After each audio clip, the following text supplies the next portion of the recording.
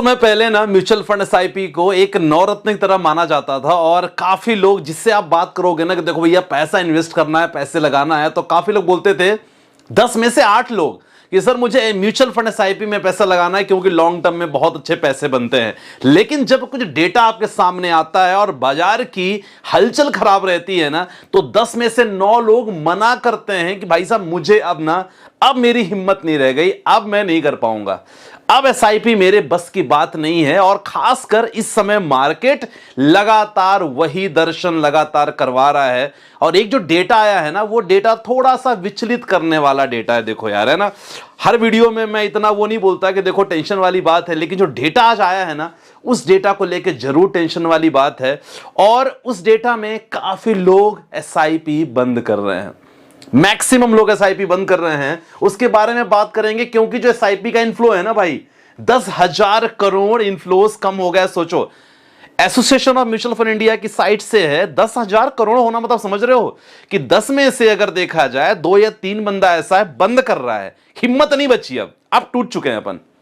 अब नहीं हिम्मत है कि भाई बाजार कब काम करने वाला है, कब यहां पैसा बनेगा। क्योंकि बाजार की अगर चाल देखोगे ना, तो लिटरली आप थोड़ा सा ना डिप्रेस हो जाओगे यार। निफ्टी 50 की अगर बात करें, एक 22,500 का जो सपोर्ट हम बात करते थे कि भाई साहब 22,500 22,800 के बीच में होना चाहिए, लेकिन उसको सपोर्ट को तोड़ चुका है, अभी कुछ नहीं पता। और एक इंपॉर्टेंट जो डेटा आया है ना कल, उसको लेके थोड़ा सा मैं भी अभी टेंशन में हूं कि भाई क्या हो सकता है। वो डेटा आपको सामने प्रेजेंट करने वाला हूं, फिर अल्टीमेटली हम कंक्लूजन पे आएंगे। निफ्टी 50 की देखो कंडीशन, लगभग मार्केट पूरा दबाव में रहा। उसके पीछे रीजन बताऊंगा क्या रीजन हो रहा है यार, क्योंकि वो रीजन हमेशा बात करता हूं मैं उस रीजन के बारे में कि जब तक वो रीजन रहेगा ना, ये दबाव हमेशा आप ये प्रेशर फील करोगे। अगर आप बात करते हैं सेंसेक्स की बात करते हैं, देखो यहां भी दबाव फील हुआ, बहुत बार प्रॉफिट बुकिंग हुई, काफी लोग यहां पास पैसे बनाने की कोशिश किए। As a trader market complete अच्छा नहीं था आज का, हम ऑलरेडी हमने सेशन पे देखा। लेकिन इंपॉर्टेंट ये है देखो कि अब बुरी जो खबर आपके सामने प्रेजेंट होने वाले हैं ना, वो आपके सामने बताना बहुत जरूरी है। और ये देखो आज आपके सामने है कि भाई साहब शेयर बाजार में गिरावट के चलते म्यूचुअल फंड निवेशकों में घबराहट थोड़ी बढ़ गई है और फरवरी में एसआईपी निवेश में बहुत ज्यादा गिरावट आई है। ठीक है, अब देखो गिरावट कैसे आई है कि जो एसआईपी निवेश है पिछले 3 महीने के निचले लेवल 25,999 करोड़ रुपए पर जाके फिसला है। जो पहले 26,400 करोड़ था, वो लगभग 10,000 करोड़ कम हो चुका है। आप खुद देख लो कि पहले कितना था, 26,400 करोड़ पे था, अब ये वैल्यू लगभग 25,900 करोड़ पे पहुंच गई है। अब कंडीशन आप देख सकते हो कि कंडीशन थोड़ी सी ना यहां लगभग खराब हो चुकी है। अब देखो ओवरऑल कि लगभग जो बाजार में गिरावट है 29,303 करोड़ पे है। जनवरी में अगर बात करें, ये डेटा आपके सामने है, और जनवरी की अगर बात करें तो जनवरी में 39,687 करोड़ पर था, तो जनवरी थोड़ा सा कम था। लेकिन अगर हम बात करें फरवरी में, तो फरवरी में इनफ्लोस काफी कम आ गया, मतलब अब लोग निवेश करना थोड़ा सा बंद कर दिए हैं। अब अगर आप बाकी बात करोगे तो देखो, अगर एमफी का डेटा क्लियर आया था, एमपी का डेटा भी आया है कि भाई साहब जो एसआईपी स्टॉपेज रेशियो है 109% जो था, 109% से बढ़ के 122% हो गया है। आप बहुत सारे न्यूज लेटर में लगातार आपको मिल जाएगा। तो ये डेटा जो है, लोगों ने यहां एसआईपी अमाउंट अपना क्लोज कर दिया है। देखो जहां 44% पहले थे, अभी 54% फरवरी में, और लोगों ने यहां लगातार बंद कर दिया है। इक्विटी इनफ्लो की अगर बात करें तो इक्विटी इनफ्लो में भी लगातार गिरावट आ गई है। खासकर अगर स्मॉल कैप कैटेगरी की बात करें तो स्मॉल कैप में 34.9% फीसदी की गिरावट हो चुकी है भाई। सबसे ज्यादा जो लोग इन स्मॉल कैप में निवेश कर रहे थे कुछ समय बाद, यानी 4 या 7-8 महीने पहले की बात है, अब स्मॉल कैप से निकल चुके हैं लोग, स्मॉल कैप से जाके लार्ज कैप में शिफ्ट हो गए। नहीं तो काफी लोग ऐसे हैं जिन्होंने हटा दिया है, मतलब नहीं करना भाई, अब कोई उम्मीद नहीं है एसआईपी। सब सोचो, ये डेटा सामने है, मैं अपने मन से कुछ नहीं कह रहा हूं। सेक्टोरियल थेमेटिक फंड में जो नेट फ्लो है ना, वो भी लगभग काफी कम आ गया है। इंडेक्स फंड की बात करें, उसका भी इनफ्लोस काफी कम आ गया है। और अगर आप देखा जाए मिड कैप में इनफ्लो 33% की कमी आ चुकी है, 33%। सबसे ज्यादा भरोसा लोग मिड कैप में, स्मॉल कैप में करते थे, सबसे ज्यादा अब लोगों का ट्रस्ट वहां टूट चुका है। तो ये कहानी थोड़ी सी पैनिक है। तो ये देखो, ये न्यूज आपको बहुत सारे आर्टिकल में मिल जाएगा लगातार। अब देखो इसके पीछे कारण, अगर आप कारण की बात करोगे ना, देखो सबसे पहले सबसे इंपॉर्टेंट कारण जो मैं लगातार बात करता हूं, देखो ये जो है ना साहब, ये जो पंप चाचा है ना, इनकी कहानी, अब इनकी जो भाई साहब की कहानी है, देखो कि अब चल रहा है ट्रेड वॉर, है ना। अब ट्रेड वॉर में अगर आप किसी और कंट्री पे ट्रेड के टैरिफ लगाओगे तो कोई कंट्री नहीं बचेगी। अब सिंपल सी बात मैं आपको बताऊं, अब देखो क्या है, उन्होंने क्या किया है भाई, 25% नहीं, अब 50% टैरिफ लेंगे हम। किससे? कनाडा से लेंगे। ये भी इंपॉर्टेंट न्यूज आई है आपके सामने, बहुत सारे आर्टिकल है, कोई आर्टिकल पे चेक कर सकते हो आप। देखो 25% नहीं साहब, अब 50% टैरिफ लेंगे हम। तो ट्रंप ने फिर कनाडा पर कड़े किए तेवर, यूएस मार्केट लाल। तो देखो ये कंडीशन ये है कि इनके जो एक्शन से ये तो दुनिया का नुकसान कर ही रहे हैं, साथ ही साथ अपना खुद का भी नुकसान कर रहे हैं। देखो तो टैरिफ का जो बम है ना, लगातार ये फोड़ रहे हैं, और खासकर स्टील एल्युमिनियम प्रोडक्ट्स पे लगातार 25% को उन्होंने 2 गुना कर दिया। आप सोच सकते हो कि भाई अगर steel related product, aluminium related product पे अगर आपने डबल कर दिया है तो आपने दूसरी कंट्री का मुनाफा, लगभग उनकी कमर तोड़ दी है यार। अब उनके पास कोई उम्मीद नहीं है कि वो कैसे कमाए। तो ये 2-3 जो कारण हैं, इसके कारण भारतीय शेयर बाजार में अनसर्टेनिटी अब लगभग चालू हो गई है। देखो ये तो एक रीजन रहा है। पता है मेरे लिए क्या चिंता की बात है, जो मैं बड़ा ऑप्टिमिस्टिक हो रहा था, अब मेरे लिए चिंता की क्या बात है,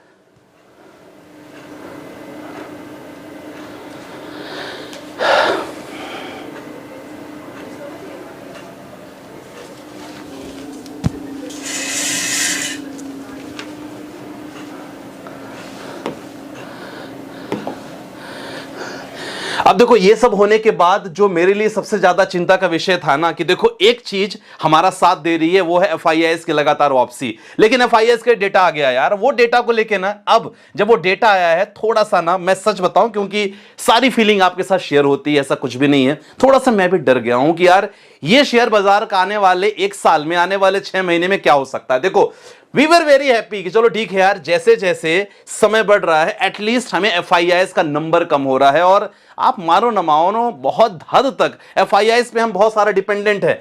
3 तारीख की बात करें, 4,788 करोड़ की बिकवाली हुई थी, चलो कोई बात नहीं। तो ये जो वैल्यू है ना, लगातार कम हो रही थी। देखो 4 से 3 हुआ, 3,000 से 2,895 करोड़ 5 तारीख को बिकवाली हुई। तो ये जो नंबर है कम हो रहा था, तो हमें लगा चलो बहुत अच्छी बात है, एफआईआईएस यहां से अपना नंबर कम कर रहे हैं। लेकिन 6 तारीख में 2,300, 2025 7 तारीख की बात करें, 10 तारीख में ओनली 485 करोड़, 10 तारीख अगर बात करें कहानी, तो केवल 485 करोड़ की बिकवाली हुई। लेकिन यह डेटा बहुत ही डरावना डेटा है कि अगेन एफआईआईएस ने 2,823 करोड़ की बिकवाली की है, वो है 11 तारीख को। तो यहां से अनसर्टेनिटी थोड़ी सी बढ़ जाएगी। तो 2 इंपॉर्टेंट फैक्टर, ट्रम्प साहब क्लियर आपको पता है कि फैक्टर क्या कर रहे हैं, लगातार जो टैरिफ को लेके जो भी अनसर्टेनिटी उनकी चल रही है ना, केवल अमेरिका नहीं झूल रहा है, यहां केवल भारतीय बाजार में भी अनसर्टेनिटी है। तो जितने भी निवेशक हैं, चाहे आप एचएनआई की बात करो जो हाई नेटवर्थ इन्वेस्टर हैं, अगर आप बात करो उनके देश में ही बात करो, जो लोग निवेश करना चाह रहे हैं, अमेरिकन इकोनॉमी पे निवेश कर रहे हैं, तो अभी फिलहाल अपनी जितनी भी उन्होंने इन्वेस्टमेंट है रोक दी है। मैक्सिमम लोग हैं कि भाई साहब अपन को नहीं पता है क्या हो सकता है ना। काफी लोग यही कह रहे हैं कि भाई अभी आपने 40% किया, अगेन आप 25% कर रहे हो, फिर 50% कर रहे हो, एग्जैक्टली आप क्या चाह रहे हो अभी आपने क्लियर नहीं किया है। ये बहुत बड़ा फैक्टर है यार, और इसी बात का डर है। आप बोल रहे हो ना, डर किस बात का है? डर इसी बात का है कि देखो आगे भी अगर इसी तरह चलता रहा, एफआईआईएस की बिकवाली लगातार होगी, और यस मार्केट में अनसर्टेनिटी बनती रहेगी, और जो इनफ्लोज है ना 10,000 करोड़ का, ये बढ़ जाएगा भाई साहब। लोग विश्वास करना बंद कर रहे हैं, और जस्ट बिकॉज ऑफ दैट जो बड़े बड़े जो डिपॉजिटरीज की बात करें, सीडीएसएल की बात करेंगे, आप देख सकते हो सीडीएसएल का शेयर ऑलमोस्ट 45% तक डाउन है। भाई उनके पास काम क्या है? हम ही लोग तो उनको पैसे बना के दे रहे हैं, डिपॉजिट हमारे शेयर्स उनके पास हैं। अगर लोग वहां से पैसे निकाल रहे हैं, शेयर्स बेच के, मतलब शेयर बेच के बिल्कुल खाली कर रहे हैं अपना डीमैट अकाउंट, तो अल्टीमेटली उनका बिजनेस भी डाउन होगा। समझ गए ना? तो ये कंडीशन खराब है, और डर इसी बात का है। डीमैट अकाउंट भी बहुत सारे बंद हो चुके हैं। मैं डीमैट अकाउंट का डेटा चेक करूं, आप जरूर चेकआउट करना। डीमैट अकाउंट एनएससी की आपको साइट पे मिल जाएगा। सितंबर में डीमैट अकाउंट 25 सितंबर के बारे में बात करेंगे। 25 सितंबर के बाद से डीमैट अकाउंट 4% डाउन हुए, अक्टूबर में 7%, नवंबर में 10% लोगों ने डीमैट अकाउंट बंद किया, दिसंबर में 15%, जनवरी में 18%, फरवरी में सबसे बेकार डेटा आया है वो है कि सर 23% लोगों ने डीमैट अकाउंट अपना बंद कर दिया है। भरोसा ही नहीं है कि क्या होगा। अब यह कहानी करंट में चल रही है। इसमें से अब हो सकता है कि बहुत सारे लोग होंगे जिन्होंने पिछले 3 साल में निवेश किया, 4 साल में निवेश किया, 5 साल में निवेश किया। तो ये डेटा बहुत देखो डरावना डेटा तो है ही। और रही बात अगर मार्केट में वॉलेटिलिटी की, देखो ट्रम्प साहब के कारण जितने भी ट्रेडर्स हैं, इन्वेस्टर हैं, ये वॉलेटिलिटी लगातार बनी रहेगी। और मैं हमेशा कहता हूं कि देखो अगर कोई भी, अगर खासकर भारत की बात करूं तो जब भी भारत का बाजार अच्छा खासा काम किया है, अच्छा खासा प्रोग्रेस की ओर बढ़ा है, देखो हम साथ में ही बढ़े हैं। अमेरिकन बाजार भी उसमें बहुत अच्छा है। खासकर 2008 के बारे में बात करें, 2009 में, 2015 में, 2020 में अमेरिकन बाजार भी अच्छा खासा रहा है। एटलीस्ट इतनी अनसर्टेनिटी नहीं थी, इसीलिए हम बहुत अच्छा प्रोग्रेस वहां भी किए हैं। तो कहीं तक हद तक देखो दूसरे कंट्रीज भी बहुत सारे लोग ना डिपेंडेंट रहते हैं। अब देखो चलो आपके पोर्टफोलियो रिव्यू कर लेते हैं, फिर फाइनल कंक्लूजन मैं अपना देने वाला हूं कि क्या मैं सोच रहा हूं, क्योंकि एफआईआई का डेटा थोड़ा सा गड़बड़ जरूर है। देखो, नमस्ते सर जी, मेरा बता दीजिए कुछ करेक्शन हो तो। कैनरा बैंक को small cap fund, Canara bank को small cap fund regular growth, small cap किया है ये दो, मुझे लगता है दोनों 2 बार कर दिया है, तो केवल एक ही रखो। क्वांट स्मॉल कैप ठीक है, मोतीलाल मिड कैप, बंधन स्मॉल कैप कंटिन्यू करने देना, कोई दिक्कत नहीं है। आप चाहो तो एक काम कर सकते हो, ये जो दोनों में से एक है उसमें से केवल एक ही स्मॉल कैप रखो और उसमें लगभग 1500 रखो। टारगेट कम से कम आपका मोर देन 10 इयर्स होना चाहिए। 9 महीने पहले इन्वेस्टमेंट किया था, 36,000 की वैल्यू सर अभी 6,000 लगभग माइनस चल रही। कोई बात नहीं, देखो आप अगर लॉन्ग टर्म का देखो, लॉन्ग टर्म मतलब क्या होता है, ये सिचुएशन पैनिक तो है, देखो इसमें कोई दो राय नहीं है। और कम से कम 5 साल लिख के लेके चलो। जिन पैसों को आपको जरूरत नहीं है उसको कम से कम 5 इयर्स तक आपको एनी हाउ इन्वेस्टमेंट रखना है। निकालोगे तो देखो नुकसान आपका ही रहेगा। ठीक है, अगला क्वेश्चन रिव्यू कर लीजिएगा पोर्टफोलियो सर। निपॉन का स्मॉल कैप, मोतीलाल का mid cap, flexi cap, contra fund. ये एसबीआई कॉन्ट्रा फंड हटा दो। यहां चाहो तो आप कोई भी Mirae assets large and mid cap fund ले सकते हो, कोई भी large and mid cap fund लो, ज्यादा बेटर रहेगा। ठीक है, तो अनीता जी का क्वेश्चन था। चलो नेक्स्ट क्वेश्चन लेते हैं। अगला क्वेश्चन है सर, इन्वेस्ट का आपका सहारा है सर, इतनी चीज ढूंढ कर लाते हो, थैंक यू सो मच, जय श्री राम। ठीक है, पोर्टफोलियो क्या है? एचडीएफसी फ्लेक्सी कैप फंड बढ़िया, एचडीएफसी मोमेंटम फंड ठीक है, फ्लेक्सी तो ओके है, एचडीएफसी स्मॉल कैप आपने लिया। देखो फ्लेक्सी लिया है तो एचडीएफसी स्मॉल कैप लेने की जरूरत नहीं है, आप चाहो तो यहां बंधन स्मॉल कैप फंड ले लो। आदित्य बिरला सन लाइफ पीएसयू फंड ओके है, Nippon India small cap fund okay है। एचडीएफसी मोमेंटम के जगह पे यहां प्लान करो कोई large and mid cap fund ले लो, ज्यादा बेटर रहेगा। ठीक है, और सर एक फंड और उसे करना चाहूंगा 1000 का, आप बता दीजिएगा। 2022 से चालू किया है, अभी माइनस में हूं, कोई बात नहीं है, चलेगा, कोई दिक्कत नहीं। 2022 से आपने स्टार्ट किया है, टारगेट मिनिमम 5 इयर्स आपको रखना है। और कोई और फंड आपको प्लान करना चाह रहे हो तो आप कोई भी लार्ज कैप का फंड ले सकते हो, लार्ज एंड मिड कैप का फंड ले सकते हो, बेटर रहेगा उसमें। चलो अगला है संदीप सर, अभी मैं गोल्ड और सिल्वर और कॉपर कौन सा म्यूचुअल फंड में लूं? देखो अगर आप ना कमोडिटीज में निवेश करना चाह रहे हो तो गोल्ड सिल्वर कॉपर के ईटीएफ में निवेश करो खासकर। तो अगर आपको करना है तो मैं तो यही कहूंगा गोल्ड के ईटीएफ में निवेश करो, सिल्वर के ईटीएफ में निवेश करो। तो ईटीएफ ना लॉन्ग टर्म बोले तो कम से कम 5 इयर्स, मेरा कम से कम 5 इयर्स है मिनिमम, क्योंकि 5 साल आपका पहला पड़ाव होता है जब आप इन्वेस्टमेंट की जर्नी शुरू करते हो। बीच में अगर आप सोच रहे हो कि यार मैं 2 साल के लिए कर रहा हूं, 3 साल के लिए कर रहा हूं, तो सब बिल्कुल निकल जाओ मार्केट से। मार्केट बहुत बुरा है, सच बता रहा हूं, आपके लिए बिल्कुल नहीं है, इतना पेशेंस लेवल आपके पास रहेगा भी नहीं। तो कम से कम ईटीएफ में निवेश करो, टारगेट 5 साल का रखो, बेटर है। अब बोलोगे संदीप भाई ये सब देख के आपको क्या लग रहा है? देखो मुझे कुछ नहीं लग रहा है, ये सब देख के मुझे ही लग रहा है कि जो मैं एसआईपी कर रहा हूं मैं कंटिन्यू करता जाऊंगा। अच्छे जो स्टॉक्स हैं जिसमें आज अच्छी खासा एवरेजिंग करने का मौका मिल रहा है उसमें मैं लगातार कर रहा हूं। लमसम जब भी मौका मिलता है लमसम में लगातार करता हूं। तो एसआईपी मैं नहीं बंद कर रहा हूं, तो मैं उस कैटेगरी में नहीं हूं।